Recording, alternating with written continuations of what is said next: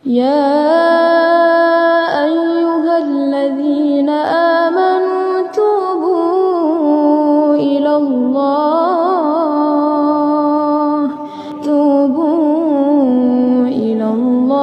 taubatan nasuha.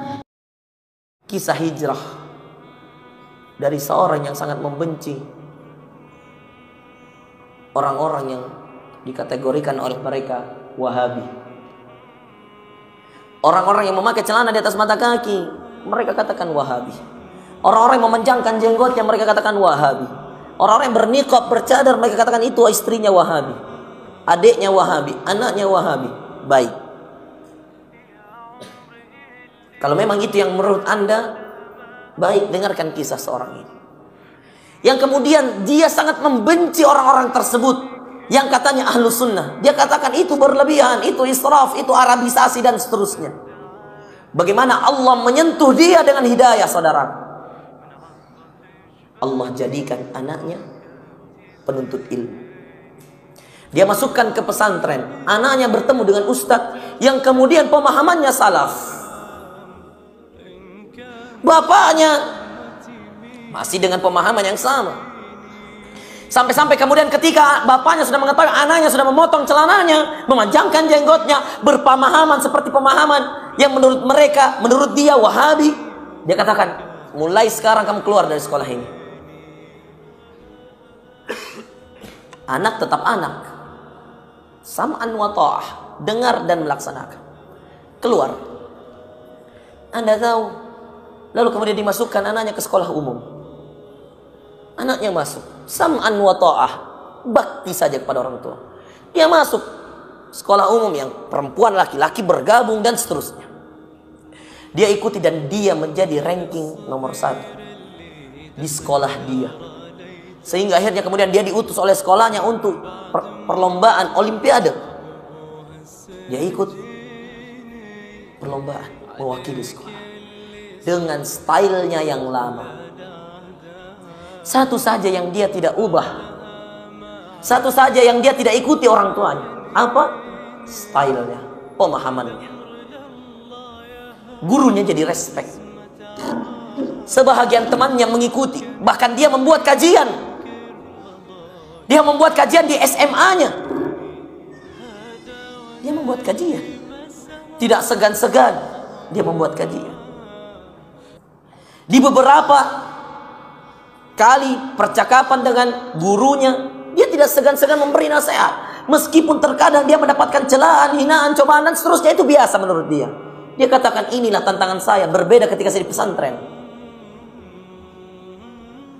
Dia lalui sampai dia masuk fakultas kedokteran terbaik di universitas terbaik di daerah dia, di Jawa Tengah. Lulus dia fakultas kedokteran, jalur undangan. Hafalannya 30 juz, saudara. Anda mau tahu, orang yang seperti ini dia bertahan demi ayahnya.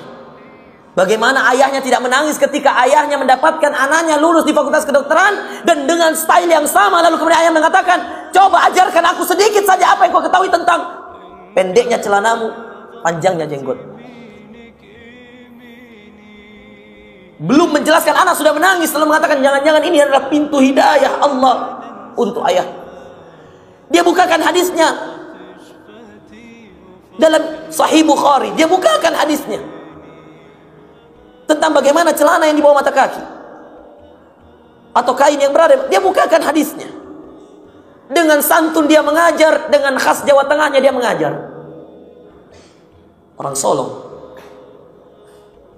Dia cerita.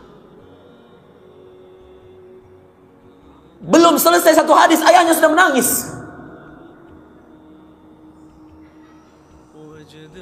Lalu kemudian ayahnya mengatakan, saya selama ini salah, nak. Belum selesai satu hadis. Di Sahih Bukhari, sebelum dia buka jelaskan tentang hadis Sahih Bukhari, dia cerita panjang bagaimana perjalanan Imam Bukhari mengumpulkan hadis, dan bagaimana pengakuan ulama tentang kesahihan, kebenaran hadis-hadis dalam Sahih Bukhari. Lalu kemudian ayahnya menangis. Belum masuk tentang masalah jenggot, baru tentang masalah kain. Ayahnya sudah menangis lalu mengatakan kepada, ajarkan aku agama ini nak. Anak itu hanya mengatakan satu, ayah, agama ini adalah agama dalil. Sederhana saja ayah, ada dalilnya kerjakan, tidak ada tinggalkan.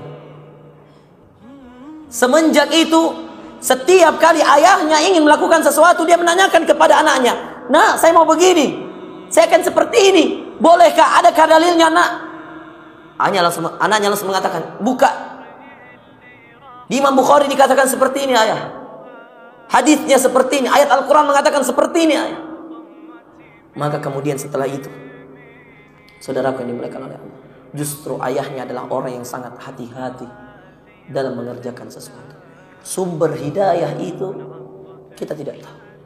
Terkadang Anda harus merelakan sesuatu yang Anda cintai untuk sesuatu yang lebih baik, karena Allah Maha mengatur. Anak yang tadinya sudah betah di pesantren masih ingin hidup di pesantren karena ayahnya yang tidak senang dengan dakwah tersebut mencabut dirinya. Dia kalau mau berontak, apa gunanya? Akhirnya tidak berbakti kepada orang tua dan tidak mendapatkan keridhaannya.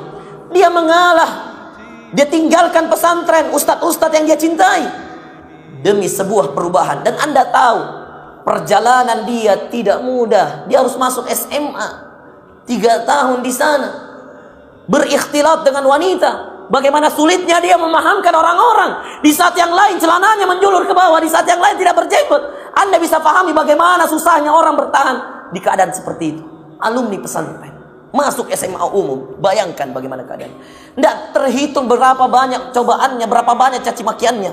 Bertahan sampai kemudian orang mengakui siapa yang baik, siapa yang buruk. Kecerdasan itu lahir bukan hanya karena kepintaran yang engkau bawa dari lahir, tetapi kecerdasan itu lahir karena ketakwaanmu. Wattaqullaha wa yu'allimukumullah. Bertakwalah kepada Allah, kata Allah dalam Al-Quran, maka Allah akan mengajarimu. Jadi kalau Anda ingin tahu bagaimana caranya menyelesaikan masalah, bertakwa. Selesai masalah. Selesai urusan duniamu, kelar urusan akhirat.